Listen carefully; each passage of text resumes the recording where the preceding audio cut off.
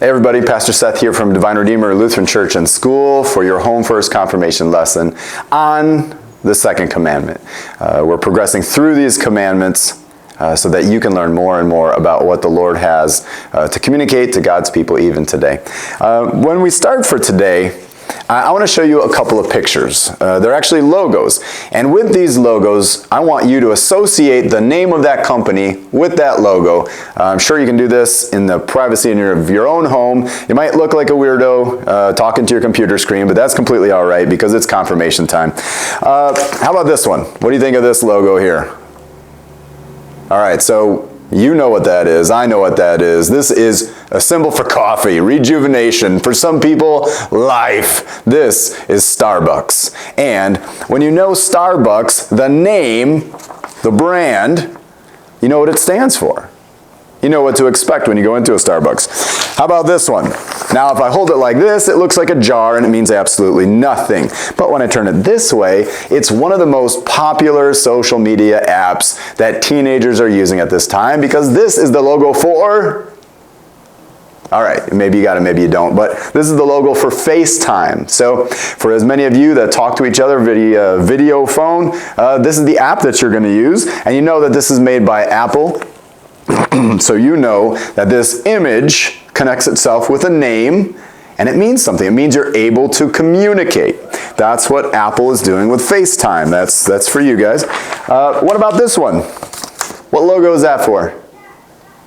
All right, you probably know what that's for. It's Nike. And when you know the name Nike and the brand, the logo, it all comes together, and it signifies speed and vitality and exercise. So someone who wears Nike clothing is trying to communicate that they're connected with that name, they're connected to that lifestyle, that they're active and they're healthy and they're moving. And that's the whole idea of connecting with a name, is that when you connect with a name, you're connecting with what that name means and what it does. So here's your last one to look at. I'm sure you all know exactly what this is. Maybe not. Yeah, probably not. Because this is actually Hebrew. And in the Hebrew language, which is what the Old Testament is written in, of course this is where we first get our commandments, this is the logo, the name of Yahweh, our God. So there's a lot of different gods in the Old Testament, and they all have names. There's like a Chemosh, and there's a Molech, there's Baal, there's Ishtar, all sorts of other named gods, but they all had something that you would understand, you would associate with when you would connect with that name. So if you were associated with the name of Molech, it would mean that in your life, you would have to sacrifice your kids. That's a horrible thing to be connected with. Instead, though, there's a better option for the people of God, and that is to be connected with the name of Yahweh. And I want to tell you the story where Yahweh comes into play. The first time that we hear Yahweh revealing his name is to the character of Moses. Now, at this point in Moses' life, he's grown up in the Pharaoh's court. He's done something bad, so he leaves Pharaoh's court and he goes to hang out with his father-in-law in Midian. And while he's in Midian, he takes up shepherding, of all things. And so he's a shepherd just walking around, and all of a sudden his eye is drawn off to the side to this burning bush. And it's not just any old burning bush in the middle of the Midian desert. It's a bush that burns but it's not consumed. So it's on fire, but it's not going out. The fire is not getting smaller as it consumes the bush. It just continues to be aflame. So it draws Moses' attention away from his flock to this bush, and he finds that this is the way that the Lord is drawing his attention over to him, that Moses needs to come to this bush to hear a special message. And this is what we find in Exodus chapter 3, starting with verse 10. In this case, God is telling Moses that he needs to stop this shepherding act, stop running from his true calling, and embrace his calling as God's messenger. And Moses needs to go to God's people who are being oppressed and enslaved in Egypt and tell them that God is going to free them. So in Exodus 3:10, God says, "So now go, I'm sending you to Pharaoh to bring my people, the Israelites, out of Egypt." But Moses says to God, "Who am I that I should go to Pharaoh and bring the Israelites out of Egypt?" God said, I will be with you. This will be the sign to you that it is I who have sent you. When you've brought the people out of Egypt, you will worship God on this mountain. Moses says to God, suppose I go to the Israelites and say to them, the God of your fathers sent me to you, and they ask me, what is his name? Then what shall I tell them? Because you see, Moses knew that if he was coming to the people of Israel and saying that he represented God, the people of Israel want to know which God is Moses connected to. That's why they want to know the name of Moses' God. Because if they know the name of Moses' God, then they'll know the name of their God. And if they can connect to that name and be free, well, that means a whole lot for the people of God. And so this is how God responds to that question from Moses. God said to Moses in Exodus 3:14, I am who I am.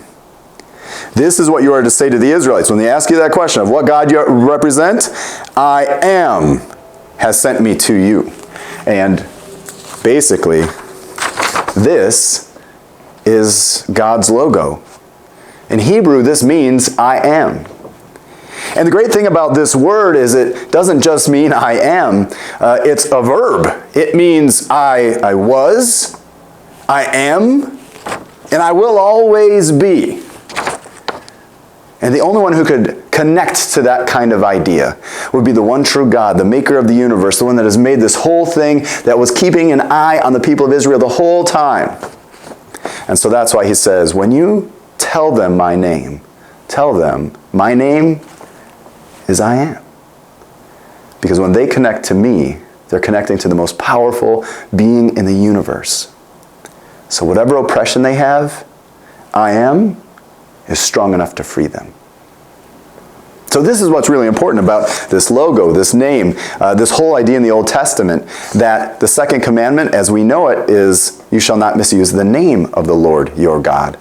This was a huge deal. In the Old Testament, the writers in the Old Testament were so careful not to go against this command, to not misuse the name of the Lord, that they wouldn't even say this. They would never say Yahweh. In fact, observant Jewish people to this day will not say this name out loud for fear that they're going to go against that second commandment, that they're going to misuse the name of the Lord their God.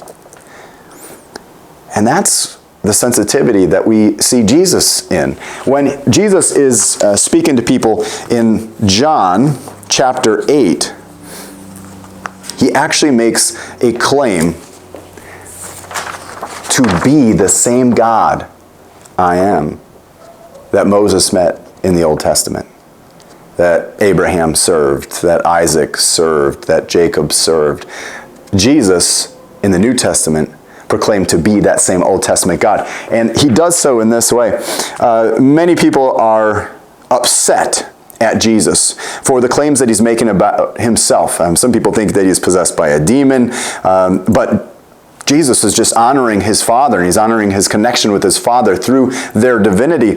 And Jesus says this, if I glorify myself, my glory means nothing. My Father, whom you claim as your God, is the one who glorifies me. You don't know him. I know him. If I said I didn't, I'd be a liar like you. So he's throwing some shade on these people that are upsetting him. But I do know him, and I keep his word. Your father Abraham rejoiced at the thought of seeing my day. He saw it and was glad. Now these people responded. They're like, you're not even 50 years old. How in the world could you say that you've seen Abraham? And Jesus responds by saying, I tell you the truth. Before Abraham was born, I am. Now, some people say, well, he's just saying that he's in line with the teachings of Abraham. But this isn't the case. Because what is it that the observant Jewish people at that time would have responded to? If he just said, I fall in line with the teachings of Abraham, the Jewish people of the day would have said, well, yeah, that's fine, so do we. But instead, they're enraged. These people who are trying to not misuse the name of the Lord their God, they are enraged. And in verse 59 of John chapter 8, at this they picked up stones to stone him, but Jesus hid himself, slipping away from the temple grounds. Stoning was the punishment for blasphemy. Blasphemy is when you're not using the name of the Lord correctly. So they thought that Jesus was claiming something he couldn't claim.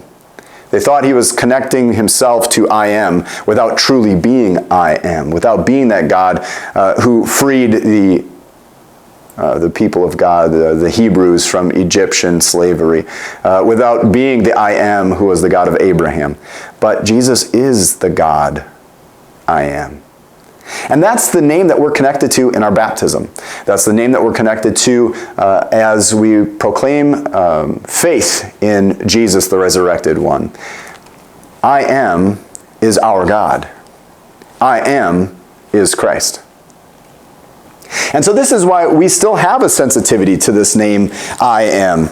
We still don't want to misuse the name of the Lord our God. And so this is why we instruct our youth here and adults that we should fear and love God so that we don't curse, swear, use satanic arts, lie, or deceive by his name, but call upon it in any trouble, pray, praise, and give thanks. That is what the second commandment and its meaning is. That we are now bearers of this logo.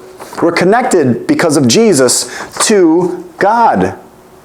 Jesus, as God, has given us his righteousness, and we bear his name now. Maybe not as Yahwehans, but as Christians, because Christ is the great I am. Now, there are a couple of issues that come up with not misusing the name of the Lord your God.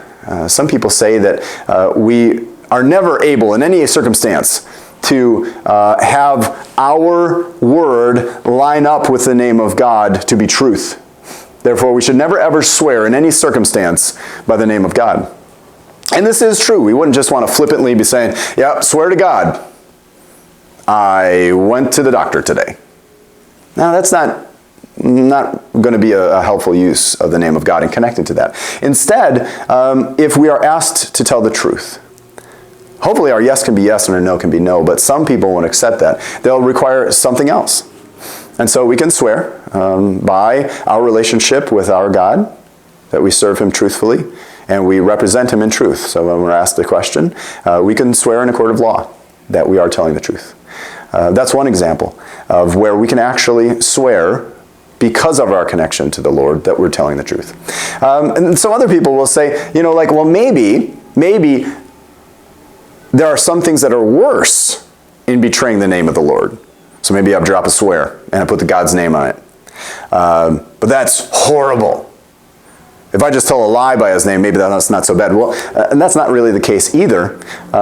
All sins are equal in the sight of God. So anytime we misuse his name, it's all equally related. It's still Christ dies for all of these sins.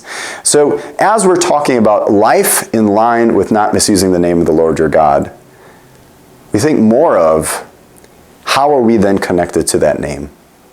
How are we connected to the God of the universe, the one who has created everything in terms of the primary work of the Father, the one who has redeemed everything, primarily in terms of the work of Jesus, our Savior? How do we represent this as we go out into our life? Well, that is us carrying that name, the name of Christ, our God, the great I am. God's blessings this week as you complete the rest of your homework and the rest of your studies and conversations and prayers with your parents back in your home as we continue to learn about more of the commandments and you keep Christ in your home first. God bless you. Have a good day.